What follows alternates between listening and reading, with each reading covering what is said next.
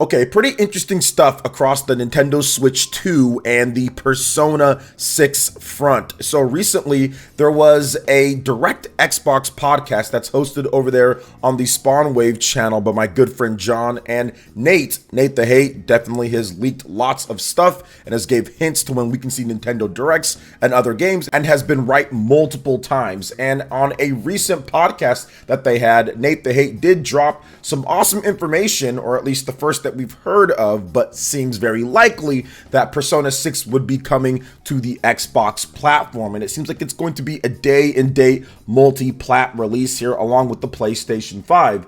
Now, along with that, we have someone else who is a very noted leaker when it comes specifically to Atlas and Sega things, but especially Persona. Now, this person that we're going to talk about leaked accurately that Persona 3, Persona 4, Persona 5 was going multi-platform, Persona 5 Tactica, many different Sega Atlas things, but specifically Persona stuff. So you guys all know them, or at least if you don't, get to know the name, Midori over on Twitter. Now, in a post to a clip from Nate the Hate and the Xbox Direct podcast over on Spawnwave talking about Persona 6 coming to the Xbox platform, there was a user on Twitter that asked, does this include the Switch 2? And Midori straight up just said yes. So it's something that Midori just says it's happening at this point. And Midori, once again, is a very respected and noted leaker when it comes to Sega and Atlas stuff. Now, Midori as well has stated before, if you don't remember or missed out or maybe just missed information,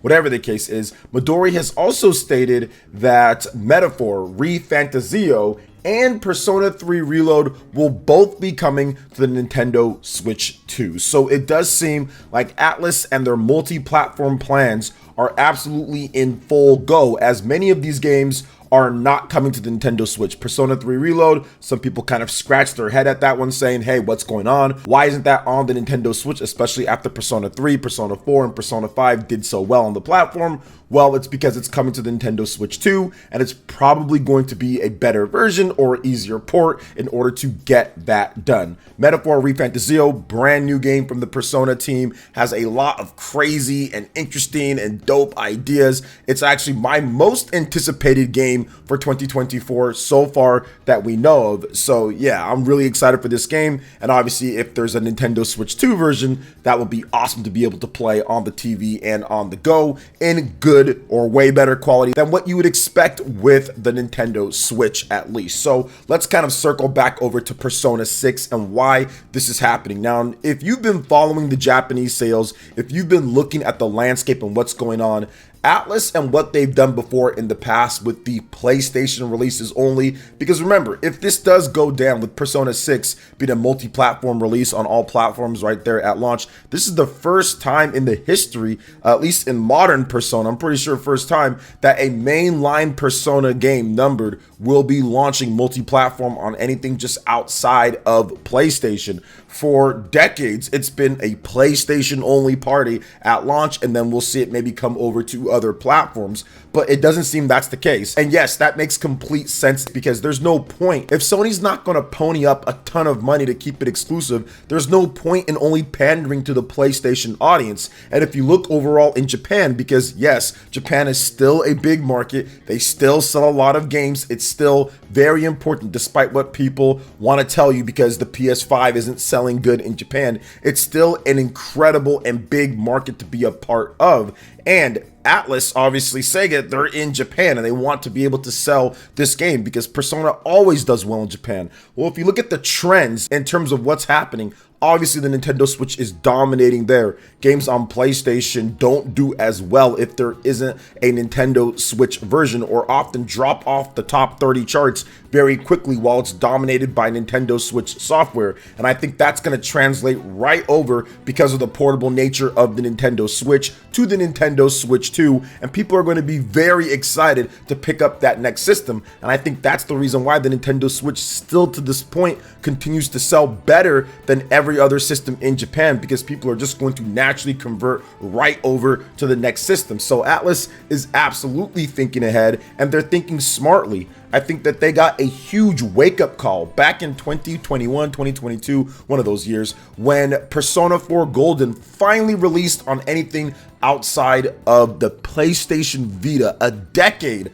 locked on a dead system for the most part. They released it on Steam and it sold 1 million units almost instantly, literally millions, tens of millions of dollars right into Atlus's account right then and there. I think they saw the light at that point. Yes, there's life outside of PlayStation. We're not a first-party developer. There's no need to be doing this. Yes, it includes hiring more developers or working harder or putting out more money for the games. Yes, it's scary when you have to do all these different platforms and if things don't go right. Persona hasn't been known as the biggest franchise out there, but when you do something and you do it right, especially with the game as good as Persona games are, you have to let the reviews, you have to let the fans and let the gameplay do the talking and let it carry it onto other systems, especially if you can get Microsoft's Game Pass bags in the process, in addition to getting the extra sales from Nintendo's popular systems. And obviously with the Nintendo Switch 2 coming out,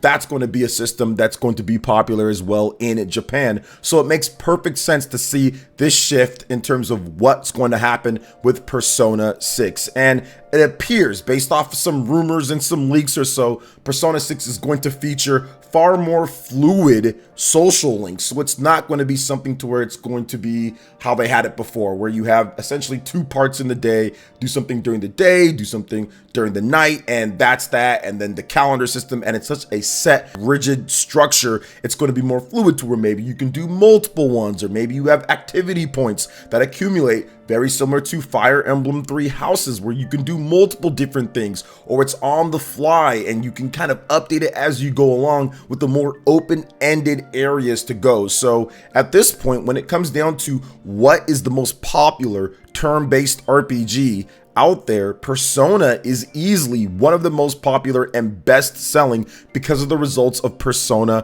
5. And part of that is because of the multi-platform release and also the incredible review scores and word of mouth that Persona gets. So I think that this is an opportunity for them to really shoot up to the top of the board overall, because they're already kind of there, or even shoot further than that when it comes to Persona 6, because chances are they're going to be supporting Persona 6 or making spin-offs and selling the game for the next 7 to 10 years or so, just like they did with Persona 5. Remember, Persona 5 came out in 2016 in Japan. So yeah, it's going on the 8-year anniversary for this game. So it's going on a decade for that. So yes, they're going to be supporting and talking about and making spin-offs and doing different things for Persona 6, probably for a long time overall, if you just base it off of Persona 5. Might not be the case overall, but probably when it comes down to it, because this game is probably going to be pretty crazy. Atlus is going in on their games. So yeah, it's really good to see that Switch 2 is going to be a part of the mix, and it makes complete sense that that will happen. Now let's talk about a game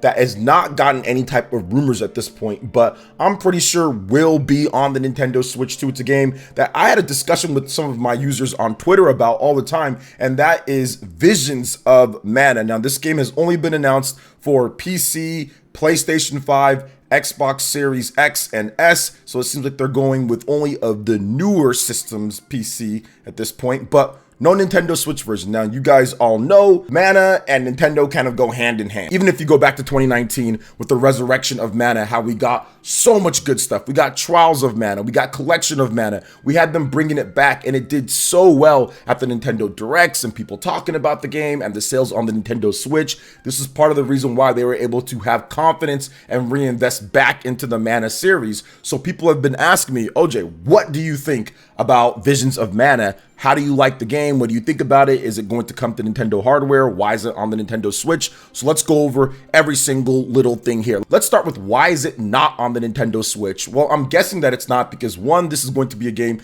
that absolutely pushes the visuals way more than any other Mana game that we've gotten before. And also, two, they were probably developing a certain type of Mana game in terms of what they want to do with the graphics, with the effects, and with everything. And the Nintendo Switch at this point is kind of old, and Nintendo has also told developers overall, like, hey, if you've got something, you might want to wait for the Nintendo Switch 2. Now, we saw this with Mario plus Rabbids. That was a game, Mario plus Rabbids Sparks of Hope, where Nintendo did tell them, hey, put it on the next system. And the reason why is because there's already one Mario game that you guys released on the current system. People are buying that, people are playing it. It is what it is, people like it. There's no need to put another one on there. And that could be the same thing that's happening because Trials of Mana was already on the Nintendo Switch. Collection of Mana is already on the Nintendo Switch. There's already plenty of mana on there. So if it's going to be more of a difficult port in addition to a new system coming and there's already plenty of mana, it might be better to hold out just a little bit and to have something new and exciting for players to play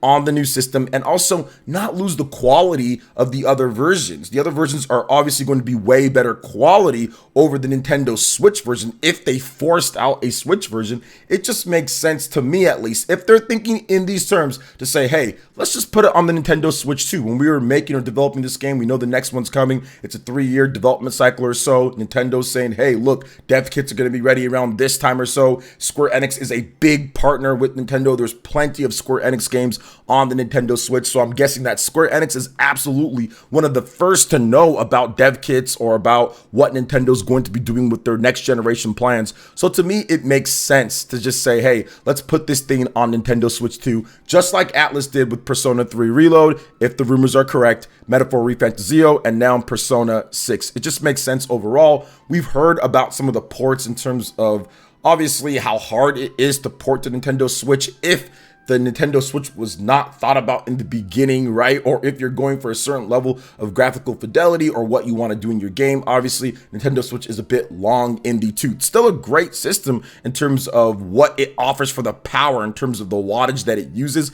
It's pretty incredible that they've been able to get some of the games to look and run and play the way that they do. A game that comes to mind is the Kingdom Come Deliverance port that really rivals the Xbox One version, which is incredible considering the Xbox One size compared to the Nintendo Switch. But I think that with Nintendo Switch 2, you're going to have a lot more avenues and possibilities and probably a cheaper port to make overall than trying to force it onto this system at the end of its life. Plus, it's going to supply games for people to be able to play with the Nintendo Switch 2 in terms of big third-party games. Visions of Mana is coming out this summer or so, but people bought late ports on the Nintendo Switch all the time. Stuff like Doom 2016 came out in 2017. Things like Skyrim came out well after what we saw on Xbox and PlayStation, yet people still bought those games. And I think that's going to be the same thing with a lot of these high-profile RPGs. People will even wait for them. So I do think that it's okay if we get a better experience overall for the Nintendo fans out there, and if it's going to fill out the third-party lineups and not have to worry about, oh, there's going to be some type of patch or update or something to be Nintendo Switch 2 or another version that people have to buy, just put it on that system. But once again, that's just some theorizing by me, but I'm pretty sure based off of some of the stuff that I've heard with the Nintendo Switch 2, in addition to some of these other things that are playing out right now, and I do think that that is going to be a thing with the Nintendo Switch 2. But we'll have to see with Visions of Mana and of course with Persona 6, in addition to all the other games that are rumored to be coming over as well. So what do you guys think overall when it comes to Persona 6, when it comes to Visions of Mana? Are you guys planning on picking up these games on the Nintendo Switch 2 if they come, or on other platforms? Let me know in the comment section below. All right, guys, that wraps it up for this video here. Thank you so much for watching. I do appreciate it. Please make sure you hit that like button, subscribe if you are someone new, click that notification bell, and check out my other Nintendo Switch and RPG videos right here on screen. Thanks for watching. We'll catch you guys for the next one. Peace.